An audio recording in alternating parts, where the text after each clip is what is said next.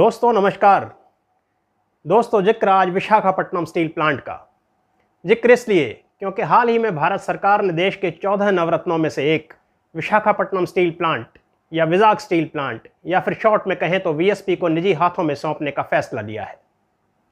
आंध्र प्रदेश में बंगाल की खाड़ी पर बसे शहर विशाखापट्टनम उर्फ विजाग उर्फ तेलुगु में उक्कू नगरम यानी कि स्टील सिटी में स्थित यह स्टील प्लांट देश का एकमात्र तटवर्ती स्टील प्लांट है। पिछले 50 वर्षों में यह न सिर्फ आंध्र प्रदेश बल्कि समूचे भारत की शान रहा है।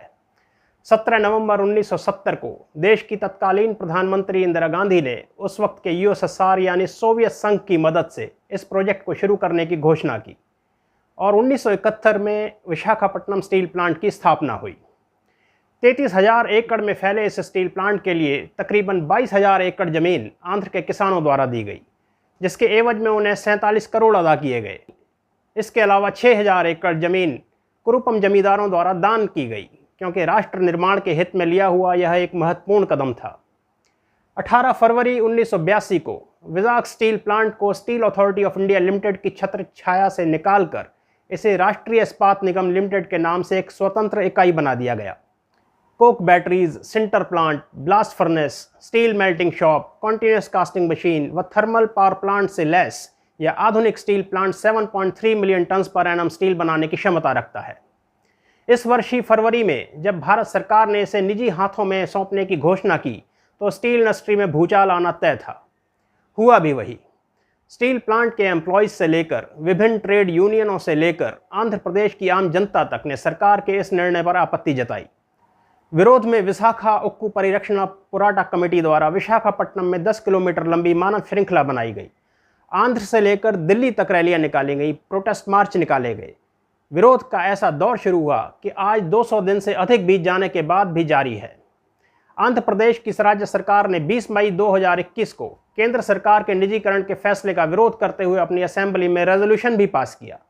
इस सारे घटनाक्रम के बावजूद जुलाई महीने में केंद्रीय मंत्री भागवत किशन राव ने लोकसभा में यह स्पष्ट कर दिया कि केंद्र सरकार अपने निजीकरण के फैसले पर अडिग है।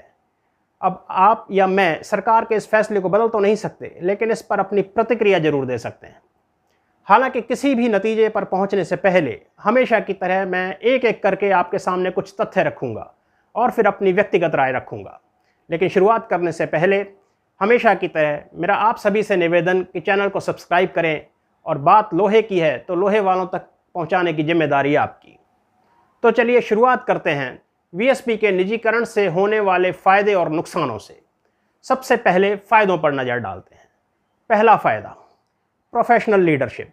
किसी भी कॉरपोरेट हाउस के अंडर आने से वीएसपी को पेशेवर नेतृत्व मिलेगा, ये तो लाजमी है। पेशेवर नेतृत्व में बेहतर तकनीकी सहायता, बेहतर कार्यकुशलता और बेहतर गुणवत्ता का संचार होगा, इसमें भी कोई दो राय नहीं है। तीसरा और मेरी समझ से सबसे बड़ा फायदा जो वीएसपी को होगा वो यह है कि उसकी कॉस्ट ऑफ प्रोडक्शन काफ़ी कम हो जाएगी। आपको ये जान के हैरानी होगी कि इतनी बड़ी सरकारी नवरत्न कंपनी होने के बावजूद वीएसपी को आज तक कोई captive iron ore mine allot नहीं की गई। दूसरी ओर प्राइवेट सेक्टर में जितने भी बड़े इंटीग्रेटेड स्टील मैन्युफैक्चरर्स हैं, लगभग सभी के पास कैप्टिव कंजम्पशन के लिए अपनी आयरन ओर की खदानें हैं। यही कारण है कि वीएसपी का कॉस्ट ऑफ प्रोडक्शन अपने निजी प्रतिद्वंदियों के मुकाबले कहीं ज़्यादा है। जहां एक और खदानों वाले स्टील प्लांट में कच्चे माल पर लागत 35 से 48% रहती है, वहीं वीएसपी में यह लागत 65% से भी ऊपर चली जाती है। गौरतलब है वीएसपी सिर्फ आयरन ओर माइन न होने की वजह से अपने कच्चे माल के लिए सालाना लगभग 2000 करोड़ अधिक खर्च करता है, जिससे उसकी प्रॉफिटेबिलिटी में कमी आती है। चौथा फायदा कि वीएसपी का कस्टमर बेस बढ़ेगा, चाहे वो लोकल बाजार हो या अंतर्राष्ट्रीय बाजार हो। और जब कॉस्ट ऑफ प्रोडक्शन कम होगा और कस्टमर बेस में विस्तार होगा तो प्रोडक्ट की बेटर रियलाइजेशन मिलना तो स्वाभाविक है। अब हम देखते हैं कि निजीकरण की प्रक्रिया से होने वाले नुकसान क्या हो सकते हैं। सबसे पहला नुकसान होगा वीएसपी के ग्राहकों को। 2 लाख से अधिक छोटे और मंझले उद्योग किसी न किसी माध्यम से वीएसपी पर कच्चे माल के लिए निर्भर रहते हैं। इन सभी उद्योगों की कॉस्ट ऑफ प्रोडक्शन बढ़ेगी क्योंकि सरकारी स्टील प्लांट होने के नाते वीएसपी कहीं ना कहीं रेगुलेटर का काम करता है। घटे हुए कंपटीशन की स्थिति में प्राइवेट प्लेयर्स को अपने अनुकूल प्राइस तय करने का मौका मिलेगा। बात करें रोजगार की तो करीब 1 लाख से अधिक लोग वीएसपी से अपनी आजीविका के लिए जुड़े हुए हैं।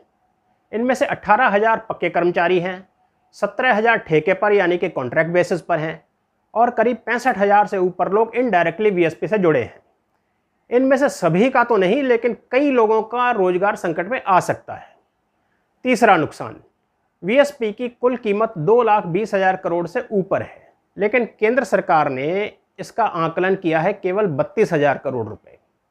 अब जब बेचने वाला ही अपनी प्रॉपर्टी की कीमत 32,000 करोड़ लगाए बैठा हो तो जाहिर सी बात है खरीदने वाला तो इससे कम पर ही खरीदेगा। यानी कि वीएसपी का अपनी वैल्यू से 14% से भी कम कीमत पर बिकना तय है।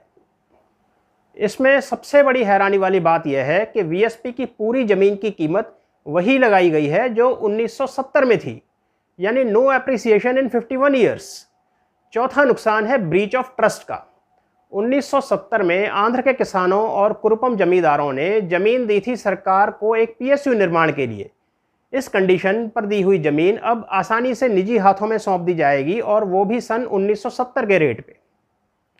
आखिरी नुकसान यह है कि वीएसपी का रैकरिंग प्रॉफिट अब सरकारी खजाने में जाने की बजाय निजी हाथों में जाएगा।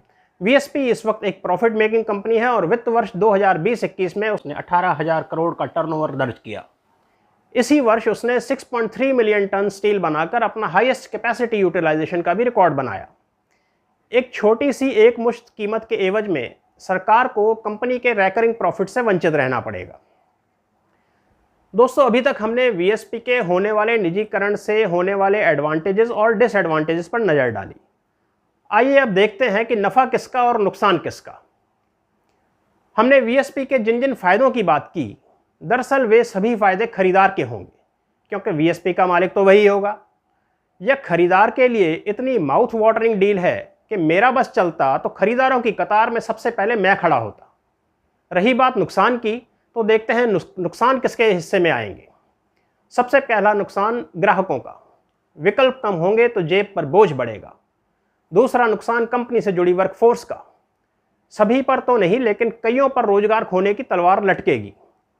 तीसरा नुकसान आंध्र के किसानों और जमींदारों का, जिन्होंने अपनी जमीन दी तो थी सरकारी दायरे के लिए, लेकिन चली जाएगी निजी हाथों में।